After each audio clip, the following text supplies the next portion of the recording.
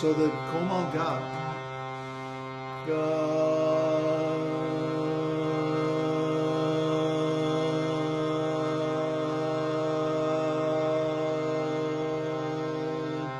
and then komal dha,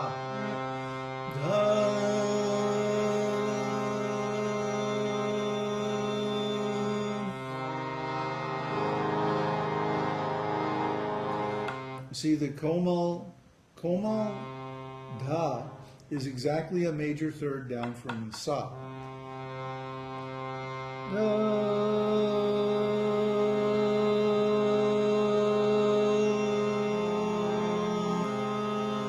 And then a komal ga is exactly a fifth up from there. See, so it makes this minor, beautiful triad.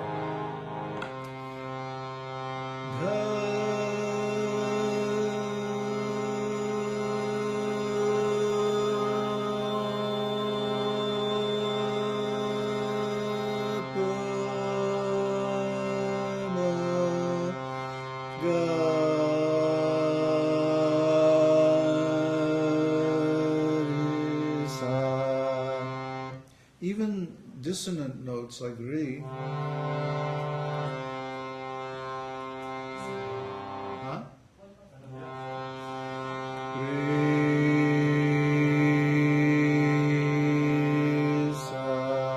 there's a certain resonance where that becomes sweet, and that is called swara. So in Vedic music, every note should be swara. Every note should be harmonic, like that.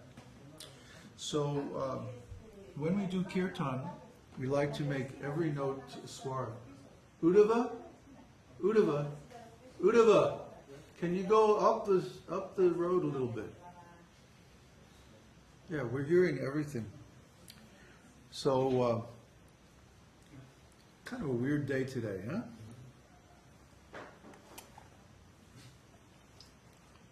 What was that?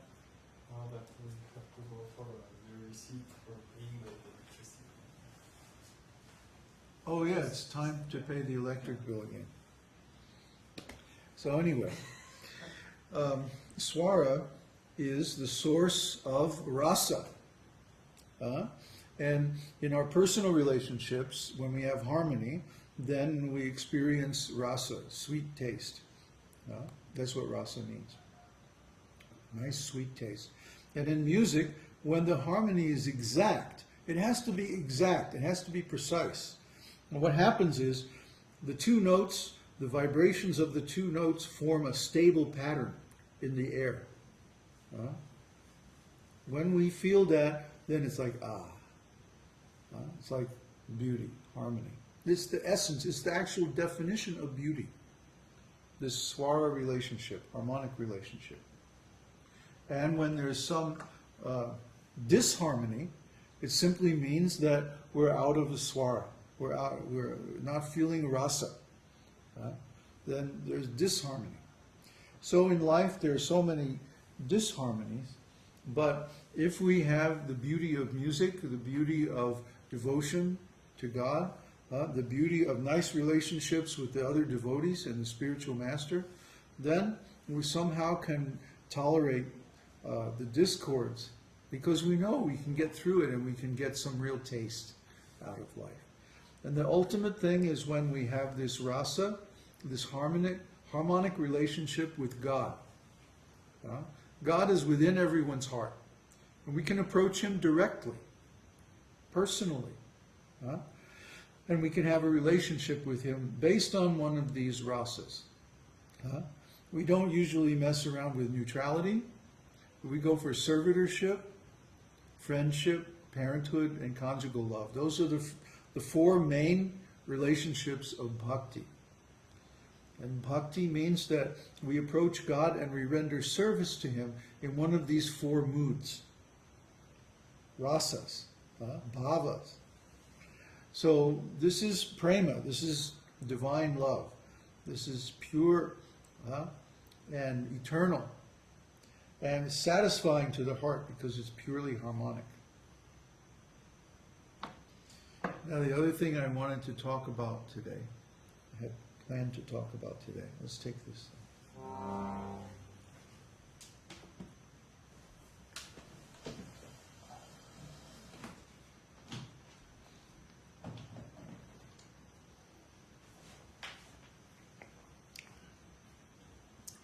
We recently published the Vedanta Sutra, complete Vedanta Sutra. And this has been something I wanted to do for a long time. Because Srila Prabhupada wanted Vedanta Sutra to be studied in all of his temples. He wanted all his disciples to study the scriptures and to take examinations on those scriptures. And the scriptures that he wanted them to study was Sri Ishopanishad and Bhagavad Gita. And then you take the examination and you get a degree called Bhakti Shastri. And then you take study Srimad Bhagavatam, and you get another degree called Bhakti Vaibhava. And then you study Vedanta Sutra, and you get the highest degree, and Nectar of Devotion, and you get the highest degree called Bhakti Vedanta. And Chaitanya Charitamrita is in there someplace too. So he wanted all these Vedic literatures to be available for his students and for them to study them. And he said when someone passes the Bhakti Vedanta examination, then they would be authorized to initiate. And this is the only place you will find in Srila Prabhupada's instructions that he gives the actual qualification of a spiritual master. The qualification of a spiritual master is that he must know the Vedanta Sutra. He must be able to discuss and preach on the Vedanta Sutra very accurately, with full knowledge of the whole philosophy. So, in other words, to pass on our lineage to the next generation, this study and knowledge of Vedanta Sutra is absolutely necessary. And I spent 4 months over the summer working with different translations, because we don't have, in our lineage, we don't have a complete translation of Vedanta Sutra. We have some partial efforts, but there's no one complete. So I had to take some pieces from different editions and put them all together and harmonize everything. And I also had to give extended quotations from the Upanishads, because we don't have good translations of the Upanishads either. And Vedanta Sutra is all based on Upanishads, and if you don't know Upanishads, you wonder, what the heck are they talking about? So I had to include long quotations from the Upanishads to give the context of the discussion that appears in the Vedanta Sutra. And also the commentary by Baladev Vidyabhushan required some expansion and editing so that it was clear what he was talking about, and also why it's relevant to our situation today. Otherwise you might wonder, well, he's talking about this Sankhya Yoga that some guy at Kapila made, millions of years ago on another planet. Well, what does that have to do with us? Because the same philosophy is used by the material scientists. They say that matter can create itself, basically. That the world is created by matter. That matter is the source of the universe. Matter can organize itself and move itself around and establish everything just by material laws. But Vedanta says no, this is not possible. It's not possible, because if we have some material object, like this thing, I put it on my knee here, well, do something. It's not going to do anything.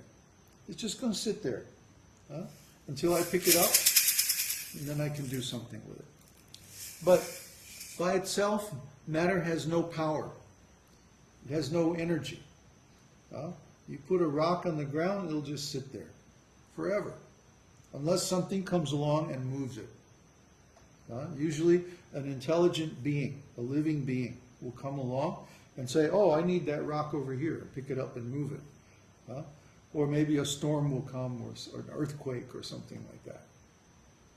But without that, it just sits there. So where does the energy to move matter, and where does the intelligence to organize matter into, especially the bodies of the living entities, well, where does that come from? It can't come from matter. It has to come from something else. The only thing besides matter is spirit. So, in other words, without the existence of God, the spiritual world, and the living entities, the existence of the universe as we perceive it is impossible.